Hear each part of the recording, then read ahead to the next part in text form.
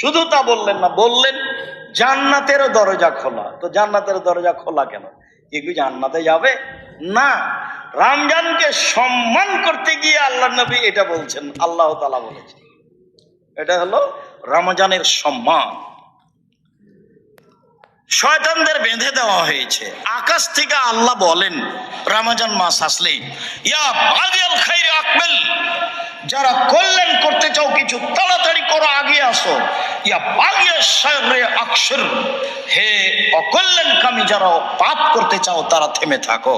এটা রমজান মাস। ওয়ালিল্লাহি ওয়াতাকা মিনান নার, প্রত্যেক দিন মানুষকে জাহান্নাম থেকে মুক্তি ঘোষণা দেওয়া হচ্ছে।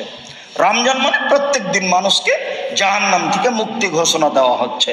রমজান মানে প্রত্যেক দিন মানুষকে জাহান্নাম থেকে মুক্তি ঘোষণা দেওয়া হচ্ছে। এই হলো রমজান। কি দিয়ে বুঝাই আপনাকে আমি রমজান কি জিনিস? মানুষের পাপ মোচনের কত বড় মাধ্যম। মানুষ বৃদ্ধ পিতা মাতাকে পাওয়ার পরেও সে জান্নাতে যেতে পারলো না, সে হতভাগা মানুষ। আমার নামটা আসলো, তারপরেও সাল্লাল্লাহু আলাইহি সাল্লাম বলল না, এ হলো হতভাগা মানুষ। রমজান পাওয়ার পরেও পাপ মোচন করে নিতে পারলো না, সে হলো হতভাগা মানুষ। রমজান রমজানি। মহিলারা জান্নাতে যাবেই চারটা করলে, তার একটা হলো 5 ওয়াক্ত সালাত, আর একটা হলো রমজান মাসের সিয়াম, আর একটা হলো স্বামীকে মেনে চলা, তিতা লাগলেও মিঠা লাগলেও, আর একটা হলো জেনায় লিপ্ত না হওয়া। এই চারটা মানে ওর জান্নাতের সব দরজা খোলা। তার একটা আছে সিয়াম, রমজানের সিয়াম, যেটা সামনে আসছে। খুব হিসাব করে বিবেচনা করে সকল পুরুষ নারীকে রমজান মাসে জীবন বাজি রেখে বেশি বেশি ইবাদতের আশায় আল্লাহকে সন্তুষ্ট করার উদ্দেশ্যে সিয়াম পালন করতে হবে। সম্মানিত দিনী ভাই ও বোন, সিয়ামের কিছু নিয়ম নীতি। আবু হুরায়রা রাদিয়াল্লাহু তাআলা আনহু বলেন, আল্লাহর নবী বলেছেন, সুমুলে রুয়াতিহি ওয়াফতিরুলে রুয়াতিহি, পৃথিবীর মানুষ চন্দ্র দেখে সিয়াম ধরো, চন্দ্র দেখে সিয়াম ছাড়ো। পৃথিবীতে চন্দ্র সূর্য বিভিন্ন সময়ে ডুবে, বিভিন্ন সময় উঠে। অতএব পৃথিবীর মানুষ বিভিন্ন সময়ে সিয়াম থাকবে, বিভিন্ন সময়ে সিয়াম ছাড়বে, এ কথাই চূড়ান্ত। উম্মুল ফাজল কোরাইব নামক পুরুষ মানুষকে মদিনা থেকে পাঠিয়েছিলেন সিরিয়া মুয়াবিয়ার কাছে। তো কোরাইব মুয়াবিয়ার কাছে কাজ শেষ করলেন, সেই দিনই চন্দ্র দেখা দিল আকাশে। মুয়াবিয়ান সিয়াম থাকলেন, জনগণ সিয়াম থাকলেন।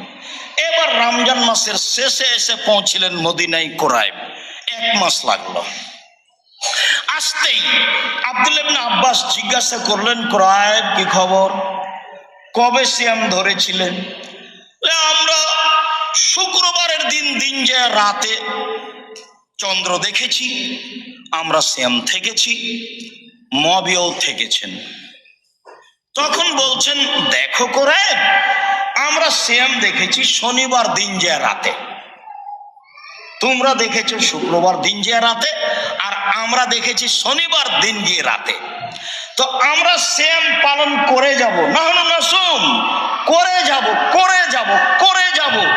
চন্দ্র দেখব 29 তারিখে, আর না হয় 30টা পূর্ণ করে দিব। যদি করতে করতে 29টার মাথাতে চন্দ্র দেখি, ভালো, ছেড়ে দিব। আর যদি না দেখি তাহলে 30টাই করব।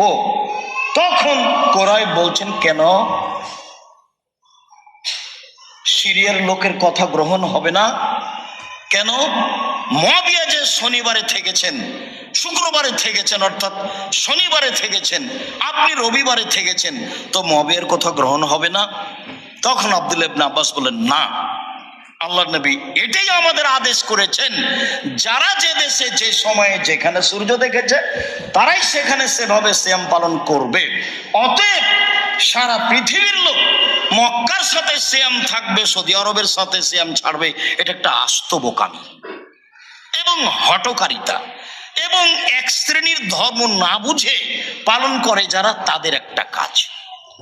আল্লাহ রাসূল বলছেন, পৃথিবীর মানুষ শুনে রেখো, উম্মিয়াতুন, আমরা হচ্ছি নিরক্ষর মানুষ।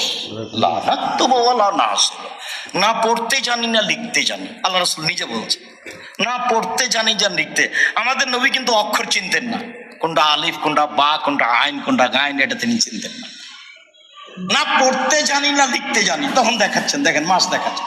আর শাহরো হাকাদা, আর শাহরো হাকাদা, হাকাদা আকাদা লিভামা হাকাদা, মাস 10, 10, 20।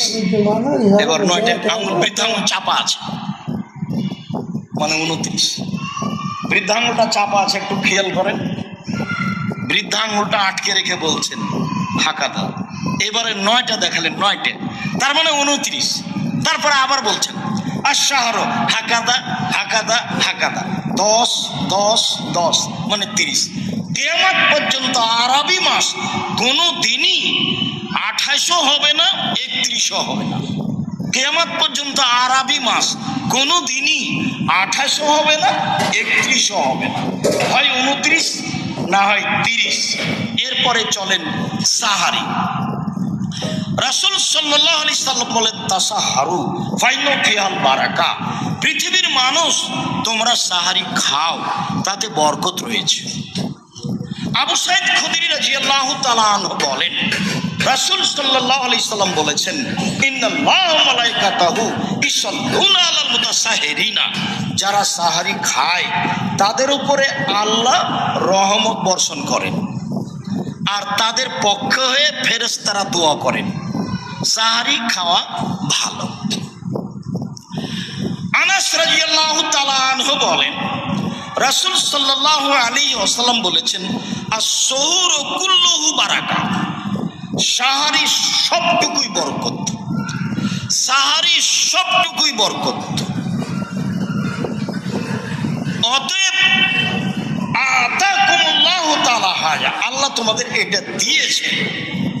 তাসাহারু ওয়ালাউ জুরাতুন ওয়া ইয়াজরাবাহু